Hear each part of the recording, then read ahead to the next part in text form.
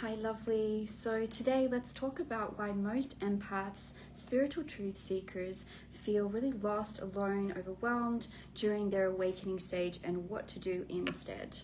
So if you just give me like 5 minutes, I'll go through these 3 things that every empath should know, and actually it's something that I really felt, I wish that I had have known at the beginning. It would have saved me a lot of time and kind of like a lot of heartache as well.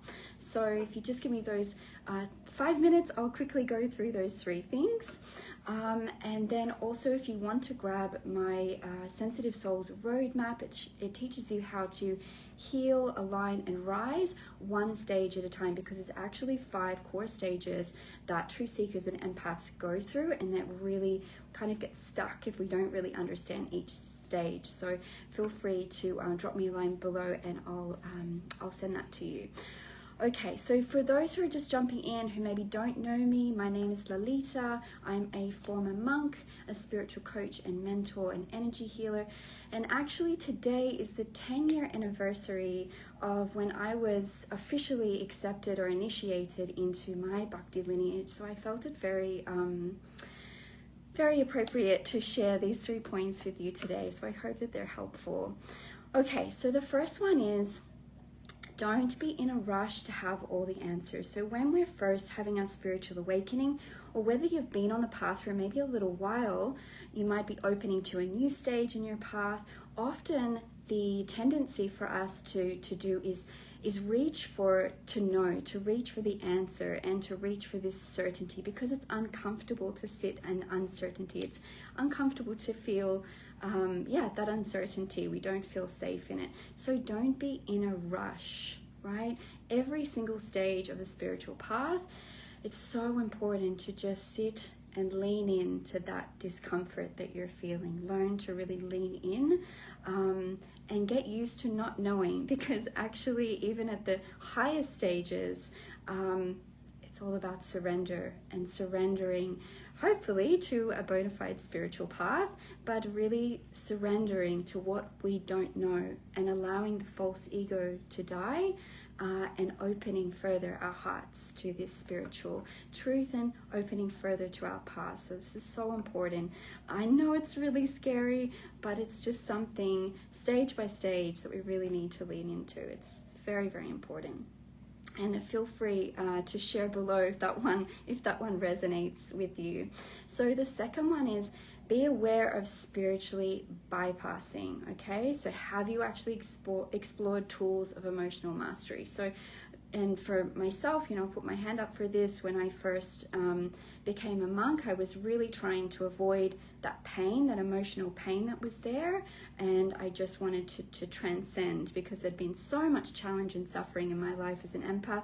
So I really just wanted the truth, but it kind of came a little bit at the cost to my emotional world, and this is really the tendency, because empaths often just so navigate towards the truth and just wanting to know, but we also have this tendency to fit into other people's frames of reference, frames of self, and also doing this with a spiritual practice. So kind of just, if you haven't had those explored those tools of emotional mastery quite yet, or you don't really know what that means for you, you haven't explored your unique empath needs, you haven't really explored your emotional feedback in your emotional world, I would really start there and build some foundation there first, because if we don't do that, we're inviting in all these high vibrational energies and all of these practices that are coming from outside, but we don't actually know who we are first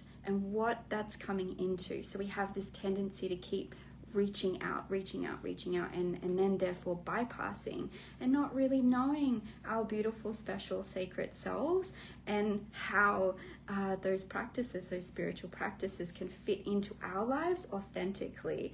We can kind of just keep going and, I've got to follow this path, and it just leads to more kind of guilt and shame, or why am I not doing this when I could have done it before? Why am I not getting up to do my meditation practice? Why am I not doing this? And so on and so forth. So really just just checking in there and making sure that you really have those tools of emotional mastery and there's balance with that in your spiritual practice if you have been practicing for a while. But yeah, if you're just starting, really building that foundation.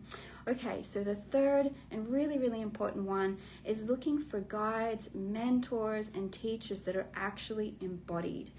So what I mean by that is people that actually, walk their talk. They're actually practicing what they're sharing with you. It's not just some information. And this is where I find empaths and truth seekers, we really struggle with the traditional therapy and counseling and psychology, because those practices, whilst they have their place and they're beautiful and perfect, those practices are not actually requiring the psychologist, the counselor to authentically practice what they're sharing, right? It's really just there for them to hold space for you, and then they're going to do whatever it is. So there's no embodiment there. It's really just about talking.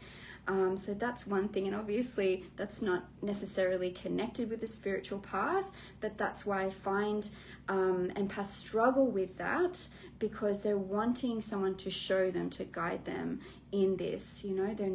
They're looking for that embodiment, because there's so much depth that we see on a daily basis that other people don't see. So it's really, really required for us to kind of evolve.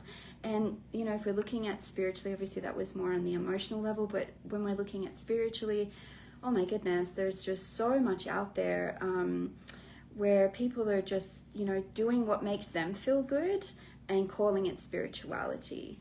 And that's okay that you're wanting to practice something that maybe makes you feel free and makes you feel good, but it's not actually spiritual. It's maybe more connected metaphysically. So there's only 4 bona fide lineages that connect you with the spiritual world. The rest are very much metaphysical. So it's really important to understand where you're going and what is actually connecting you with your soul, and following some basic guidelines so that you can actually get the essence, because a lot of people are practicing, but they don't actually know if they're evolving or growing or advancing spiritually, because they're not connected with any sort of guidance or any, we call it guru, sadhu, and shastra. So it's connecting with a teacher that's bona fide and can actually properly guide you. Then sadhu, so people that are also on the path and there to share their own realizations and support, so to help you go deeper. And then shastra, so it's like a guidelines, some written guidelines that have actually come from the spiritual world, so we can follow, we can contemplate. But often people mistake this, well, I just want to do what makes me feel good, but what they're really saying is, I don't want to follow any authority, because authority means challenge, or it means danger, actually. And that's how it was for me, especially in the very beginning. It's very much a process of learning to feel safe in your nervous system with other people, and that they're not going to take advantage, they're not going to violate. So that's usually the biggest wound there and the biggest challenge. But I hope those principles are helpful for you, and I just wanted to celebrate with you my 10-year anniversary. And as I said before, feel free to drop me a line below. Just drop the word align and I'll share that roadmap with you. So it's the Sensitive Souls roadmap for how to heal, align and rise one stage at a time. So it just shares with you the basics of each stage.